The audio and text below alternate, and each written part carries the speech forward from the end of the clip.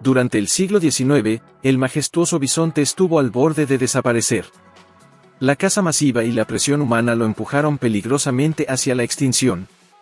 Sin embargo, gracias a intensos esfuerzos de conservación y a una nueva visión comercial, este coloso de las llanuras ha protagonizado un impresionante regreso.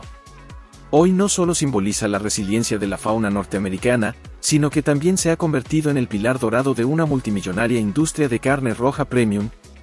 Pero, ¿alguna vez te has preguntado cómo es que cientos de miles de bisontes son criados, manejados y procesados meticulosamente cada año para abastecer los mercados gourmet más exigentes del mundo? Este recorrido comienza en los vastos horizontes de América del Norte, donde el viento silba entre los pastizales interminables y las manadas de bisontes se desplazan con una elegancia ancestral. Aquí nacen, crecen y se desarrollan estos imponentes animales, alimentándose de pastos nativos y enfrentando el rigor de un clima salvaje que aún conserva los ecos de su instinto primitivo. Aunque están bajo el manejo humano, los bisontes conservan intactos sus comportamientos salvajes, lo que convierte su crianza en un delicado equilibrio entre tradición natural y tecnología moderna. Seleccionados cuidadosamente, los bisontes que alcanzan la madurez son trasladados a instalaciones especializadas donde el arte ancestral de la naturaleza se encuentra con la precisión tecnológica. Cada paso, desde la selección genética hasta el procesamiento final, está orientado a preservar la esencia pura de esta carne única, un producto que hoy es altamente demandado por chefs, restaurantes y mercados premium a nivel global. La historia de la carne de bisonte es también una historia de supervivencia, de renacimiento y de conexión con la tierra. Cada pieza de carne roja lleva consigo el espíritu de la pradera abierta, el eco de los cascos sobre la tierra, el aliento de los vientos del norte. Y es en este escenario donde comienza nuestra exploración junto a Proyecto Agrícola, para entender el fascinante viaje del bisonte, desde la naturaleza cruda hasta las mesas más sofisticadas del mundo culinario. Imagínese por un momento, parado en medio de una pradera dorada, donde el viento acaricia las hierbas altas y las sombras de cientos de bisontes se proyectan sobre el suelo mientras caminan en armonía. Bienvenidos a Estados Unidos, hogar de más de 400.000 bisontes criados bajo condiciones controladas y orientadas a la producción de un alimento exclusivo en constante crecimiento. Este auge no solo se debe al valor de su carne, sino también a su piel, y al interés estratégico por mantener viva una especie icónica. Durante décadas, la especie fue perseguida por depredadores naturales como lobos y osos, pero también por su depredador más eficiente, el ser humano. A mediados del siglo XIX, la población de bisontes había colapsado estrepitosamente, pasando de más de 30 millones a apenas 500 ejemplares. Sin embargo, el impulso conservacionista y el interés comercial permitieron una recuperación sin precedentes. Hoy, la población mundial de bisontes supera los 500.000 individuos, restaurando su estatus como símbolo indiscutible del espíritu salvaje norteamericano. A diferencia de otras especies más reconocidas por su inteligencia, como los delfines o los cuervos, los bisontes exhiben una inteligencia distinta, una forma de supervivencia instintiva profundamente arraigada. En espacios seguros y controlados, esta inteligencia florece como una curiosidad natural. Los bisontes exploran, interactúan con su entorno y forman vínculos entre ellos, comportándose con una mezcla de cautela y fascinación, como si descubrieran el mundo por primera vez. El 95% de los bisontes actuales son criados con un único propósito: abastecer el creciente mercado de carne premium. Y es que en comparación con la carne de res tradicional, la de bisonte ofrece un perfil nutricional más saludable. Contiene hasta 3 veces menos grasa, el doble de hierro, y niveles elevados de omega 3, zinc y vitamina B12. Todo esto se traduce en beneficios directos para la salud inmunológica, la reducción del colesterol y una calidad que no requiere el uso de antibióticos ni hormonas de crecimiento. Pero detrás de cada corte perfecto, hay una historia que se remonta a los instintos más primitivos de la especie. El apareamiento entre bisontes es un espectáculo de poder y resistencia. Esta especie poligénica ve a un solo toro dominante ganarse el derecho de reproducirse con múltiples hembras, pero no sin antes demostrar su supremacía en intensos combates. El inicio de la temporada de apareamiento está marcado por señales visuales y olfativas. Los toros escarban el suelo, se revuelcan en el polvo e incluso en su propia orina para declarar su dominio ante los rivales. Las hembras observan, y cuando uno se impone, se produce el cortejo. El macho rodea a su elegida, la olfatea y emite retumbos profundos como lenguaje de atracción. Una vez aceptado, el acto de apareamiento es breve pero decisivo. Y no termina ahí. El toro continuará buscando otras hembras para repetir el proceso una y otra vez, impulsado por la fuerza de sus genes. En una sola temporada, un macho alfa puede reproducirse con entre 10 y 20 hembras, asegurando que sus rasgos, fuerza, resistencia, adaptabilidad, se transmitan a la siguiente generación, que nacerá en los meses más cálidos del año siguiente. Tras un periodo de gestación de aproximadamente 9 meses, las bisontes dan a luz sin asistencia humana. El parto, breve y natural, ocurre directamente en la pradera. En apenas minutos, la cría se pone de pie y comienza a caminar junto a su madre, guiada únicamente por el poderoso instinto de supervivencia que caracteriza a la especie. Esta capacidad innata para adaptarse desde el primer aliento es una de las razones por las que el proceso de crianza también exige un enfoque particular, casi artesanal, desde los primeros días de vida.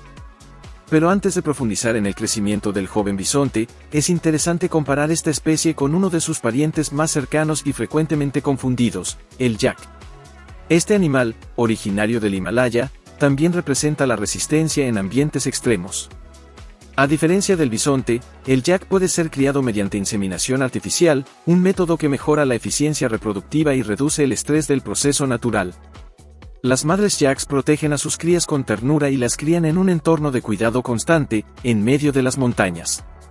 En contraste, las bisontes crían a sus terneros en condiciones abiertas, expuestos a depredadores, al clima impredecible y a los peligros del terreno. Desde muy pequeños, los bisontes aprenden a moverse con la manada, a responder a las señales de advertencia de sus madres y a cruzar ríos de corriente rápida.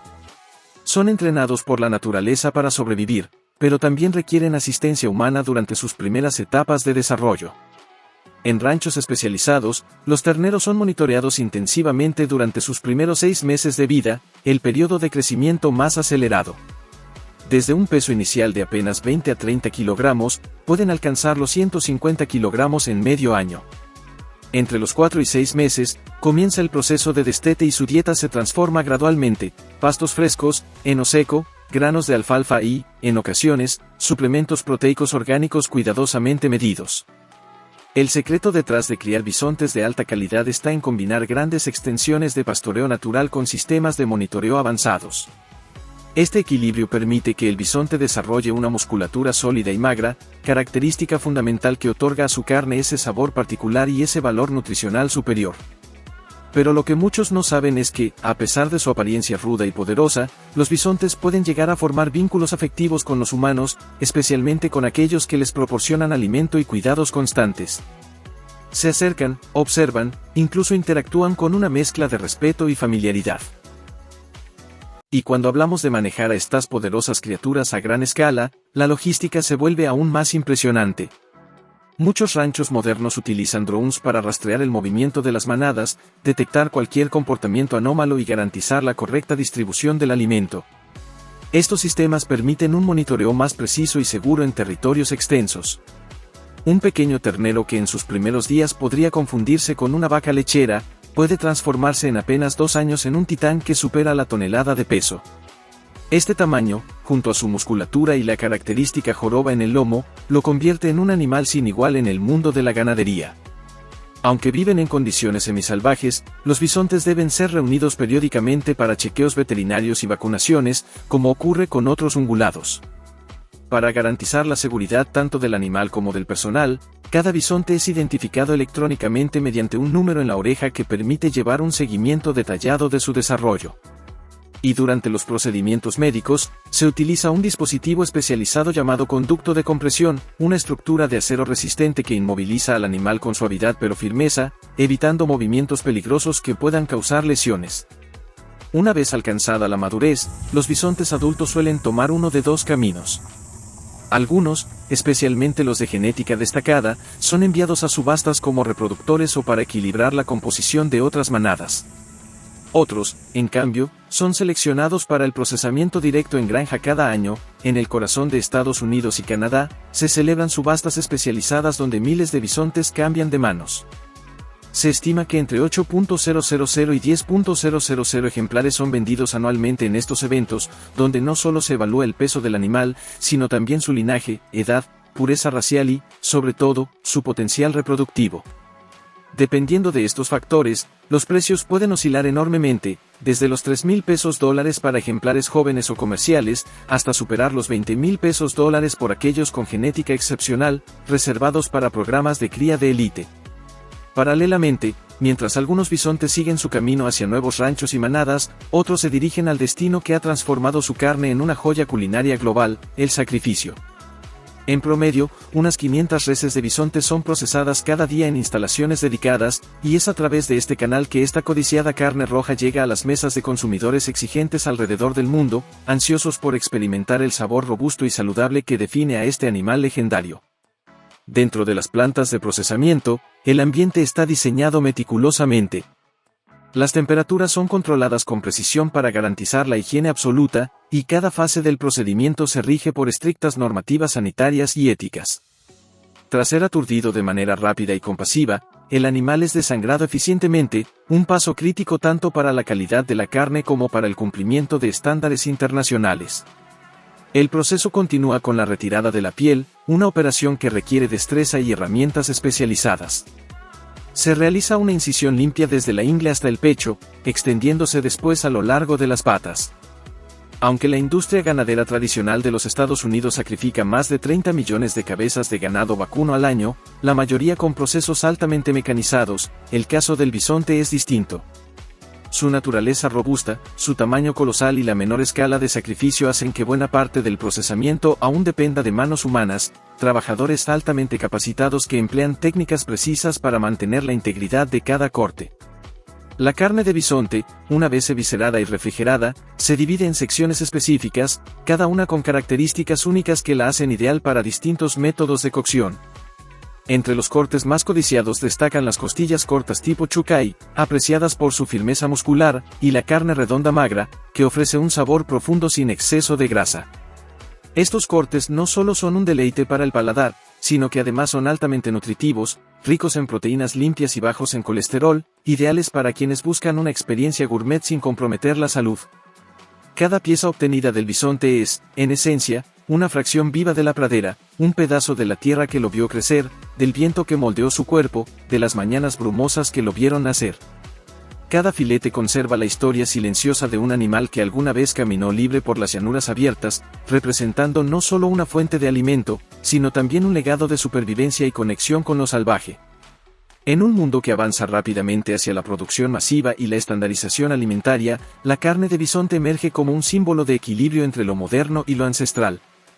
Porque, aunque los procesos se hayan perfeccionado, y las instalaciones se hayan sofisticado, cada bocado aún lleva la esencia indómita de las manadas que cruzan en silencio los campos abiertos, recordándonos que la agricultura no solo puede ser eficiente, sino también profundamente respetuosa con la memoria viva de la tierra. Así se construyó el gigante de Dubái, el Burj Khalifa. En el corazón abrasador del desierto, donde las temperaturas desafían la lógica y el viento levanta tormentas como cuchillas, se alza una estructura que no tiene comparación en el planeta. No es solo un edificio. Es una declaración. El Burj Khalifa, con sus imponentes 828 metros de altura, no solo domina el skyline de Dubái, sino que también desafía las leyes de la física, la ingeniería y la arquitectura. Con un costo estimado de más de $1.500 millones, este rascacielos no es solo el más alto del mundo, es también uno de los proyectos más ambiciosos jamás realizados por el ser humano. Pero, ¿cómo se construye algo que nunca antes se había intentado? ¿Cómo se levanta una torre de más de 160 plantas en un terreno arenoso, sometido a vientos extremos y temperaturas infernales? Hoy no solo vamos a hablar de cifras o de metros. Vamos a viajar al interior de una hazaña que parece salida de la ciencia ficción. Todo comienza con una visión. Una idea que parecía imposible, superar los 800 metros de altura sin comprometer la seguridad ni la funcionalidad. Para lograrlo, más de 1.000 ingenieros, arquitectos y diseñadores dedicaron 6 años de desarrollo a resolver lo que parecía irresoluble. No se trataba solo de hacer un edificio alto. Se trataba de levantar un símbolo. Y ese símbolo debía resistir terremotos, vientos de más de 200 km por hora, y sostener miles de toneladas sin ceder un milímetro. fue el arquitecto Adrian Smith quien propuso una solución tan audaz como elegante, inspirarse en la geometría de una flor del desierto, diseñando un edificio en forma de Y, con 3 brazos que giran alrededor de un núcleo central. Esta forma no fue solo estética. Cada brazo distribuye el peso y disipa el viento, haciendo que la estructura se mantenga firme a pesar de las condiciones extremas. El núcleo central, fabricado con hormigón reforzado de alta resistencia, actúa como columna vertebral de toda la torre. Cada detalle fue milimétricamente planeado, desde los paneles de vidrio que soportan calor de más de 50 C hasta los cimientos que se hunden profundamente en el suelo para resistir cualquier movimiento. Y entonces comenzó la excavación. Bajo un sol abrasador, excavadoras, camiones y cientos de trabajadores comenzaron a remover toneladas de tierra para llegar hasta más de 50 metros de profundidad. La misión, crear una base lo suficientemente sólida como para soportar el peso colosal de la torre. Se instalaron 192 pilotes de acero y hormigón, cada uno de casi 2 metros de diámetro, anclados a capas de roca firme. Sobre ellos se vertieron más de 45.000 metros cúbicos de concreto armado, formando una losa de cimentación capaz de sostener el peso del edificio más alto del mundo sin ceder ni un centímetro. Con los cimientos listos, la siguiente etapa fue levantar el núcleo. Pero no se hizo al estilo tradicional. Se utilizó un sistema llamado encofrado deslizante, que permitió verter hormigón de forma continua, día y noche, sin interrupciones. Como una enorme impresora 3D, la torre fue creciendo nivel por nivel. En 2 meses, el núcleo alcanzó los primeros 20 pisos, y en menos de 2 años ya se habían construido las 170 plantas. Mientras tanto, alrededor del núcleo, empezaban a ensamblarse los pisos habitables. Capa tras capa, cada nivel se unía al núcleo a través de vigas de acero y losas prefabricadas. Las grúas, suspendidas a cientos de metros, colocaban las piezas con precisión quirúrgica. Un error mínimo podía provocar un desastre. Y no solo era una cuestión de estructura. El revestimiento exterior fue otro desafío mayúsculo. Más de 26.000 paneles de vidrio fueron diseñados especialmente para resistir tormentas de arena, impactos y el calor extremo del desierto. Cada uno tenía un grosor superior a 25 milímetros, con un diseño que ayudaba a reflejar el sol y reducir el consumo energético interno. Muchos de estos paneles fueron instalados por robots especializados, ya que hacerlo manualmente hubiera sido demasiado peligroso. Pero levantar la torre no era suficiente. Había que dotarla de vida. En su interior se escondía lo más complejo, los sistemas de climatización, agua, electricidad y transporte vertical. ¿Cómo haces para mover agua a 160 pisos? ¿Cómo enfrías una estructura tan gigantesca bajo el sol abrasador del Golfo Pérsico? Para ello, se diseñó una red de sistemas hidráulicos por zonas, que permiten distribuir el agua sin que la presión destruya las tuberías. El aire acondicionado se canaliza por conductos subterráneos que lo enfrían antes de ser bombeado a través de kilómetros de redes internas. Y los ascensores son una maravilla por sí solos. Más de 50 elevadores de alta velocidad, capaces de moverse a más de 10 metros por segundo, equipados con inteligencia artificial que coordina los trayectos según la hora del día y la demanda. Literalmente, un metro vertical en el aire.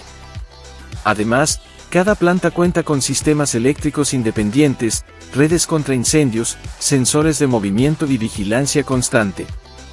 No se trata solo de vivir en las alturas, se trata de vivir con total seguridad. Y aún quedaba el toque final, la aguja. Esta pieza monumental no es un simple adorno.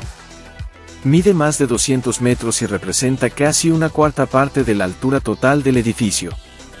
Fue ensamblada dentro del núcleo y elevada con una grúa especial hasta ser instalada en la cúspide, con una precisión absoluta. Un solo error habría sido catastrófico. Pero no lo hubo. Con la aguja colocada, el Burj Khalifa se consagró oficialmente como el edificio más alto del planeta. Pero una torre así no puede abrir sus puertas con cualquier tipo de acabados. Se invirtieron millones en mármol italiano, maderas nobles, iluminación personalizada y alfombras hechas a mano. El resultado fue una combinación de hotel 5 estrellas, apartamentos de lujo, oficinas corporativas y restaurantes panorámicos, todo integrado en una ciudad vertical que puede albergar a miles de personas cada día. El Burj Khalifa fue inaugurado en 2010, pero su leyenda continúa creciendo. Y aunque pocos lo saben, se estima que al menos una decena de trabajadores perdió la vida durante su construcción, una realidad dura que acompaña a casi todos los megaproyectos de esta magnitud. Pero lo que hace del Burj Khalifa algo realmente inédito no es solo su estatura, sino la combinación entre estética, tecnología y funcionalidad extrema. Cada centímetro del edificio fue pensado para enfrentar desafíos que ningún otro rascacielos había enfrentado antes. La altura impuso obstáculos físicos, pero también psicológicos, sociales y económicos.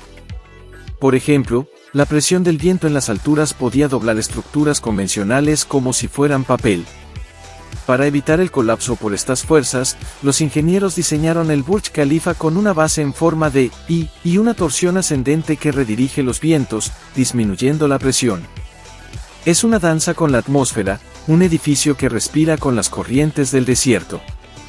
Además, el concreto utilizado no es cualquier mezcla ordinaria. Es una fórmula secreta, resistente al calor extremo de Dubái y capaz de sostener miles de toneladas. El concreto se vertía de noche, cuando las temperaturas bajaban, y era bombeado a alturas récord, desafiando los límites de la física. Dime en los comentarios qué te parece la construcción del Burj Khalifa, si es la correcta o no. ¿Qué te pareció? Es todo, dale like y suscríbete para más contenido de La Fábrica Evolucionaria. No se te olvide. Adiós, hasta luego. Sigue. Me lleva a un nuevo viaje a la tierra del desierto donde se esconden tesoros y cosas inesperadas. Las maravillas esperan ser. ¿Puedes creerlo? El animal conocido como el guerrero del desierto, profundamente asociado con tierras áridas, en realidad no nació en el desierto. Sorprendentemente, sus antepasados alguna vez vagaron por las exuberantes tierras altas de América del Norte. A lo largo de millones de años de evolución y migración, los camellos se adaptaron gradualmente, se transformaron y finalmente se convirtieron en el símbolo perdurable de supervivencia en algunos de los entornos más duros del mundo. Tierra. Aquí hay un dato curioso. Hasta el 90% de las personas creen erróneamente que un camello almacena agua en su joroba, pero en realidad almacena grasa. Esta grasa ayuda a los camellos a mantenerse con energía durante largos periodos sin comida. Cuando la joroba comienza a encogerse, es una señal de que el camello se está quedando sin nutrientes y necesita reposición. Los camellos son verdaderamente los guerreros definitivos del desierto, armados con 3 capas de pestañas para defenderse de la arena y piernas poderosas que los transportan hasta 64 kilómetros al día sin cansancio. Sus oídos son capaces de detectar tormentas de arena distantes y sus fosas nasales filtran el polvo sin esfuerzo, incluso mientras disfrutan del almuerzo bajo el sol abrasador. Los camellos altos del desierto son guiados suavemente y se preparan para un viaje especial que comienza con ser elevados a un camión especializado para abandonar su árida y familiar tierra natal. El camello no solo tiene una estructura corporal única, sino que también posee un mecanismo reproductivo notable. A diferencia de muchos otros animales, las camellas hembras no ovulan en un ciclo regular, solo liberan óvulos en respuesta a la presencia y cortejo de un macho, lo que a menudo hace que la fertilización sea más compleja y requiere intervenciones humanas, como programas de apareamiento controlado o cría artificial. El embarazo por inseminación dura hasta 13 meses y generalmente resulta en el nacimiento de un solo ternero en las duras condiciones del desierto.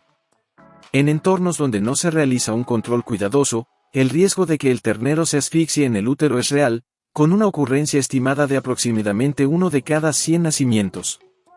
A pesar de los desafíos, los camellos recién nacidos son sorprendentemente resistentes. En solo unas pocas horas después del nacimiento, pueden ponerse de pie, dar sus primeros pasos temblorosos y comenzar a seguir a su madre, listos para embarcarse en su viaje de supervivencia en el implacable desierto.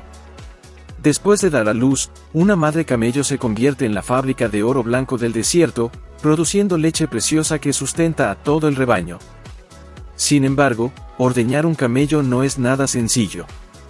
Los camellos son animales altamente sensibles, solo liberan leche cuando su ternero está cerca. Por eso, antes de cada ordeño, el ternero joven debe ser acercado a la madre para desencadenar su respuesta biológica natural. La persona que ordeña el camello debe ser gentil, paciente y estar en sintonía con las emociones del animal en todo momento. El movimiento debe ser tranquilo y constante, ya que incluso una ligera sensación de estrés o falta de respeto puede hacer que el camello deje de producir leche inmediatamente, haciendo que todos los esfuerzos sean en vano. En las granjas modernas, este proceso se eleva con el apoyo de sistemas de alojamiento de ganado estandarizados y máquinas de ordeño automáticas. Las camellas madres son colocadas en puestos separados de manera ordenada para evitar el hacinamiento y reducir el estrés.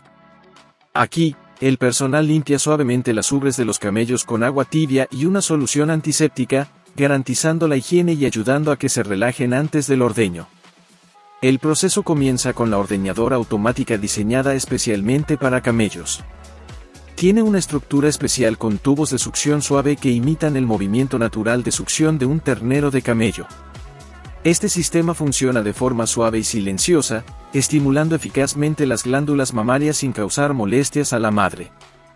Después del ordeño, la leche se transfiere a través de un sistema de tubería cerrado directamente a un tanque de enfriamiento para mantener su frescura y prevenir el crecimiento de bacterias. Mientras que la leche de camello es elogiada como la leche dorada del desierto con una amplia gama de beneficios para la salud, muchas de sus propiedades milagrosas, como curar el autismo o combatir la diabetes, siguen perteneciendo más al reino del folclore que al científico.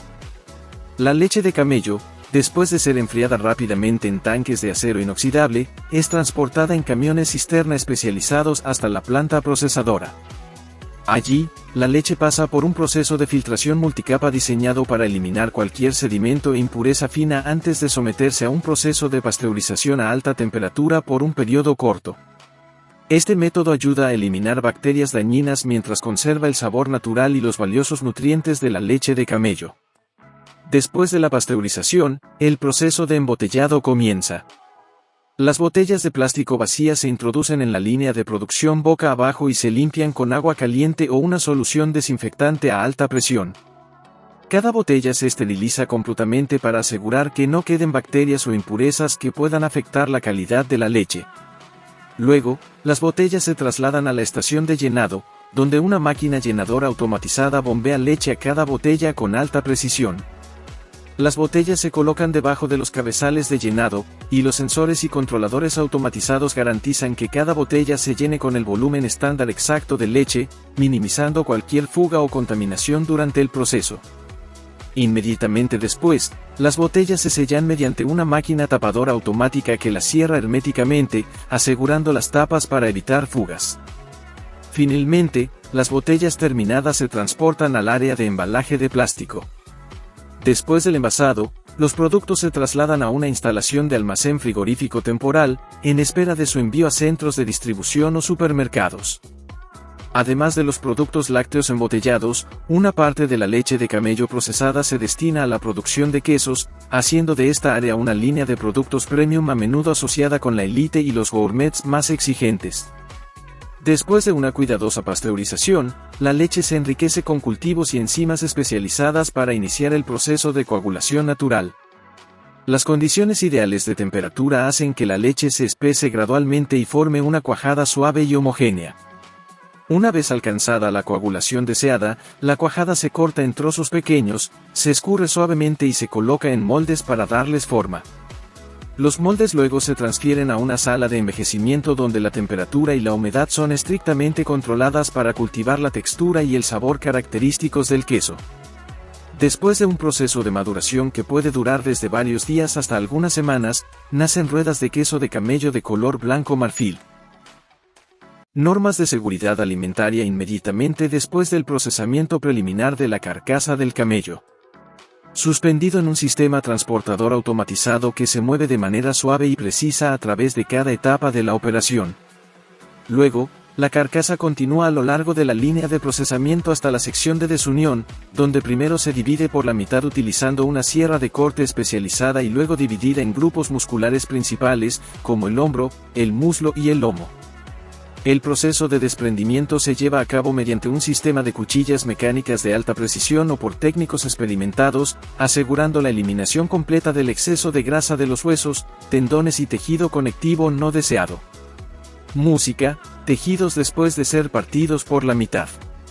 Los dos lados de la carcasa son colocados por trabajadores cualificados en mesas de trabajo especializadas o trasladados a la siguiente cinta transportadora para una mayor descomposición.